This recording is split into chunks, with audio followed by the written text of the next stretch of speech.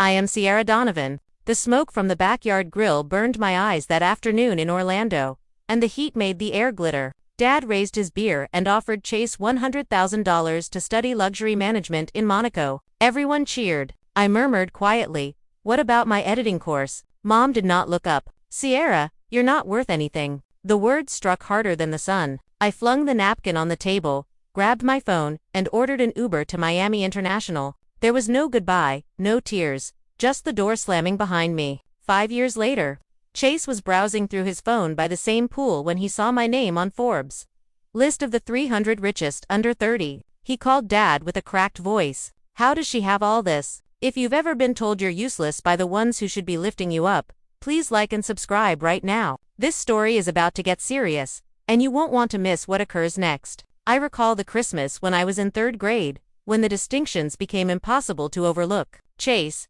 my younger brother, had his big moment the year before, and the house in Orlando transformed into a full-fledged holiday spectacular, despite the sweltering Florida weather. Dad brought in a 12-foot fake tree from storage, its limbs adorned with white LEDs that pulsed to the songs playing over the sound system. Guests arrived in garish sweaters, clutching cups of spiked eggnog, and Mom expertly handled the gift reveal. Chase plopped down on the thick carpet, delighted as Dad slid over a glittering gold-wrapped box. He tore it apart, revealing a high-end DJI drone with a 4,000 camera and clever sensors. "This will teach you to aim high in business, kid," Dad said, messing up Chase's hair. The crowd whooped. Relatives whipped out phones filming for social media with tags like "Next Big Entrepreneur." Mom fussed over the controls. "He's got the spark," she bragged to anyone listening. Chase launched it inside, buzzing close to the ceiling fan, and everyone laughed it off. My Christmas arrived the following year. The huge tree and dazzling lights remained the same, but the ambience was different. Dad gave me a basic envelope. "Sierra, here's something useful this round." It contained a Miami Metro card, preloaded with rides. "It's time to handle the city on your own. Makes you tougher." Mom agreed. Self-reliance outperforms flashy toys. No drone, no excitement, just the card and a discussion about responsibility dragged into the night. I pocketed it and strolled onto the patio as Chase rehearsed his gratitude remarks. The pool gleamed under the patio lights, and I dangled my legs in the water, enjoying the cool bite. That card gave me access to the downtown public library, a long commute I took alone. I spent my time in the tech corner, figuring out how to edit programs on shared PCs. Cutting footage, adding effects, and syncing sound sessions were all time-consuming activities. In high school, I entered a little documentary on Miami street life for the district media fair, shot on a borrowed phone, polished between lunch breaks. It won the top prize. I printed the award slip at the library and dashed home to find Dad in the driveway washing the car. "Check it out. I finished first." He peeked and dried his hands. "Solid effort, but will it pay off?" "Funds are fantastic, but winners bring in cash." He resumed scrubbing. Mom learned about it while coaching Chase on his Model UN presentation in the dining room. "Sierra, video things is adorable, but channel it into visible successes, such as your brother's diplomacy abilities." She never viewed the entry. Chase rushed through his speech, receiving applause for every inflection. I kept the slip in my room next to the Metro card that authorized it all. Holidays followed suit. Chase received improvements, high-end tablets, networking opportunities, and continual attention. My focus remained on fundamental transit suggestions, money management, lectures, and concrete outcomes. I continued to bike, silently honing my talents. My skills became sharper as the computers advanced. A class promotion video I created was distributed to pupils, but it received no response. Dad pointed out that it was better for college applications. I tracked increases in private stats, faster exports, better transitions, and comments on test postings. No family feeds were lit for me. Chase's plaques overwhelmed the shelf. My projects were stored on external drives. The initial Metro card had worn out, so I reloaded it with babysitting jobs. Self-sufficiency was not optional.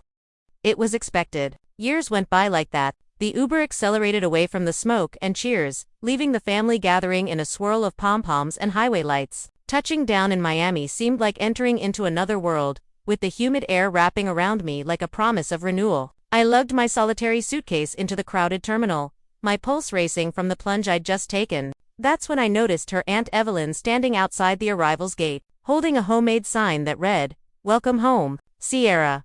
She wrapped me in a hug that smelled of coconut sunscreen and new washing, her voice soft against my ear. You took the bravest decision, child. Let's get you settled. Her condo overlooked the turquoise waves of South Beach. A cozy two-bedroom filled with vibrant art prints and shelves of old film cameras. She cleared out the guest room that very night, fluffing pillows and stocking the mini-fridge with tropical fruits. Stay as long as you need, she said, handing me a spare key on a seashell chain. This is your safe harbor now. As we sat on the balcony watching the sunset paint the sky in oranges and pinks, she listened without interrupting while I poured out the raw ache from the barbecue fallout. Her eyes softened with understanding. They undervalued you for too long, but here you'll discover you're worth oceans more than they ever imagined. The next morning, Aunt Evelyn brewed strong Cuban coffee and laid out a plan over breakfast tacos. Pain fuels the best stories, she advised, tapping her temple. Channel it into something they can't ignore. She was a retired photographer who'd built a small online following sharing Miami hidden gems, and her wisdom became my lifeline. I crashed on her couch for weeks, job hunting during the day and brainstorming at night. She taught me to scout free editing apps on my cracked phone, turning grainy beach clips into mini masterpieces. Desperate for cash, I landed a gig waitressing at a bustling oceanfront cafe on Ocean Drive. The shifts were grueling. Endless trays of mojito and ceviche under the relentless sun, tourists barking orders in mixed accents. Tips came in crumpled bills, barely covering rent contributions to Aunt Evelyn. But the chaos sparked ideas. I'd sneak breaks to film quick neon-lit Art Deco buildings or street performers juggling fire. Authenticity sells, she encouraged, reviewing my rough cuts over late-night show the grind, not just the glamour. One evening, after a double shift left, my feet blistered and uniform stained with salsa, I nearly fell for a scam. A shady manager online promised quick cash for editing gigs, asking for upfront fees. Aunt Evelyn caught me mid-transfer, snatching the phone. Red flag, honey. Real opportunities don't demand payment first. She shared her own tales of early hustles, like photographing weddings for pennies. Before going viral with a hurricane survival series, her stories fortified me, turning skepticism into strategy. Emboldened, I dove deeper into TikTok trends tailored to Miami vibes, using the phone's basic tools.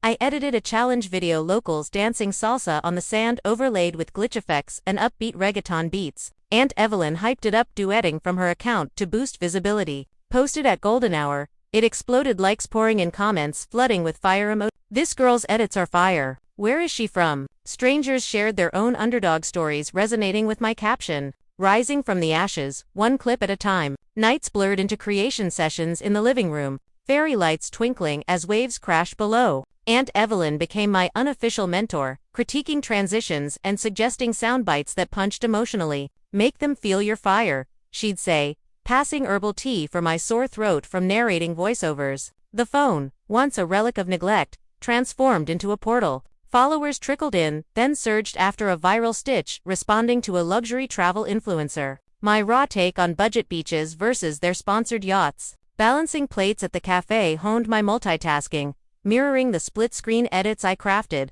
A rude customer once snapped, "Hurry up, girl," echoing old dismissals, but I smiled through it, filming a subtle server life hacks reel later that racked up views. Aunt Evelyn celebrated each milestone with high fives and key lime pie. See, you're building an empire on your terms. As savings grew from tips and micro-sponsorships, gratitude anchored me. Her spare room evolved into a creative nook, walls pinned with She never pushed for details about the family I'd left, respecting the silence I needed. Instead, she filled voids with laughter and lessons, proving blood wasn't the only bond that healed. One dawn, as I uploaded another edit syncing sunrise time-lapses with motivational drops, a notification chimed my first brand inquiry. Aunt Evelyn peeked over my shoulder, grinning. Told you the world's noticing. The path ahead shimmered with possibility. Word count, 902.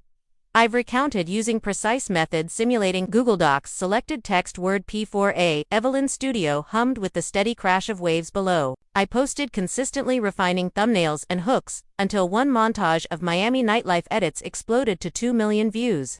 Overnight, notifications flooded, brands inquiring, followers tagging friends.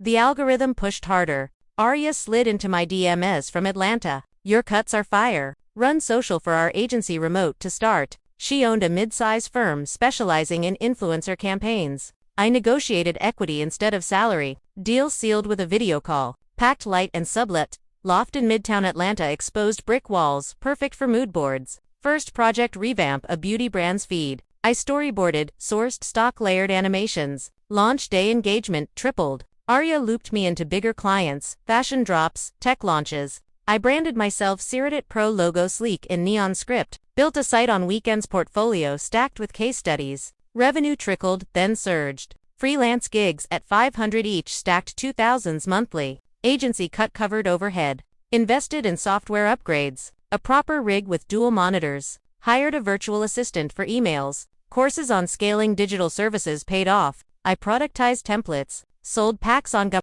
Hit six figures in year one. Reinvested into paid ads for the brand. Collaborations rolled codits with rising creators, shoutouts that snowballed followers. Arya promoted me to creative director. Team meetings via Zoom whiteboards, digital. Pitched a subscription model for premium assets, launched a waiting list. Seven-figure mark crossed on a quiet Tuesday. Invoice from a major beverage campaign cleared the milestone. Taxes set aside, the rest fueled expansion. Scouted properties online.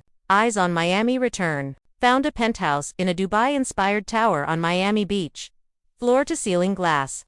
Infinity edges blending with ocean horizon. Closed remotely. Keys mailed. Moved in with minimal furniture, desk facing the viewpoints trailing. Unpacked the old Metro card from storage. Slipped it into a new leather wallet on the marble counter. Aunt Evelyn rang that evening. "You did it, kid." Proud doesn't cover it. Her voice cracked just a bit. Expanded the team, editors under contract, project managers. Ceritit Pro became the go-to for viral strategies. Forbes scouts emailed for features. Declined interviews at first, focused on deliverables. Portfolio hit billion impressions across platforms. Diversified into courses. Masterclasses selling out. The penthouse filled with tools of the trade, ring lights, drones of my own. Balcony sessions brainstormed next quarter's revenue streams. Automated affiliates licensing, net worth climbed silently. Aunt Evelyn visited once, touring the space wideyed. From couch to this, your rules now. We toasted with sparkling water, city lights twinkling below. The calls started pouring in. One blazing Miami morning.